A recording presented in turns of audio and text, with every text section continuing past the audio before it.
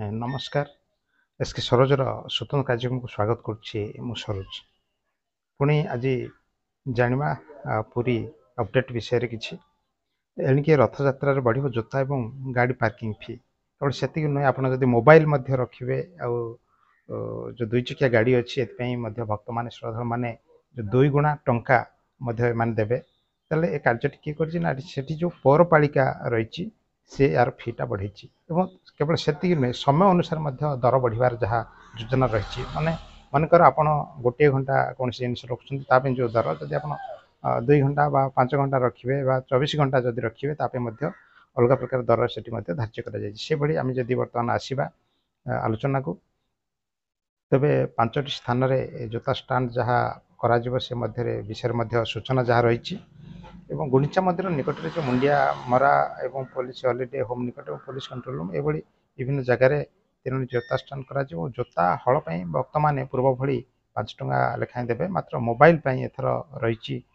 10 टंका परिवर्ते से 20 टंका फी से देवाक पड़ो से भाई जदि आम हैंडबैग जदि रखा पूर्व 10 टंका लेखाएं आम दौले किंतु एवं 20 टंका वृद्धि कर व्यतीत आम जब हेलमेट जदि रखा ताले 10 टंका दर स्थिर कर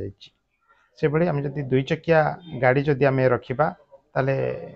2 चकिया भोलानाथ स्कूल निकट में लोकनाथ रोड रे पार्किंग व्यवस्था रही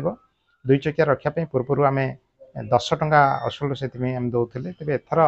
समय व्यवधान अनुजाई 50 टंका पर्यंत दर देवाक पड़ो से भाई 4 चकिया जान 9टी अस्थायी पार्किंग स्थान स्थिर करमती टूरिस्ट इंडिया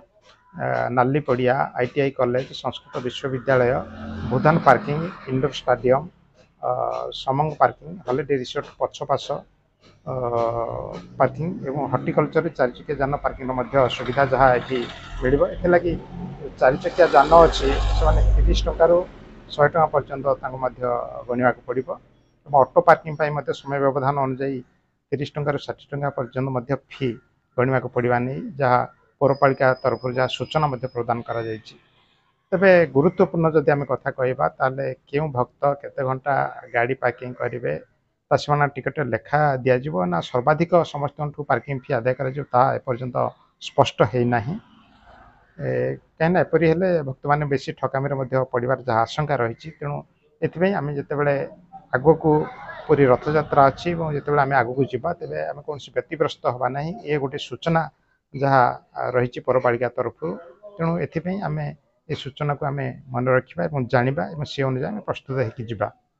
तेरे कथाटी जहाँ रही रथ यात्रा भक्त गणवे 2 गुणा फी से मोबाइल हो हैंडबैग हो 2 चकिया हो 4 चकिया गाड़ी हो हेलमेट हो ये सबू जिते आम नहीं जावा आमको तो ये सब अलाउ ना मंदिर भीतर को जावाई तेणु आपको आम मंदिर बाहर कैंपस बाहर आम रखिदेक जावाक पड़ो तेणु ये पौरपालिका तार गोटे निर्दिष्ट फी वर्धित फी धार्य कर से विषय आज आम अपडेट दबा से विषय आम ये सूचना आम रखा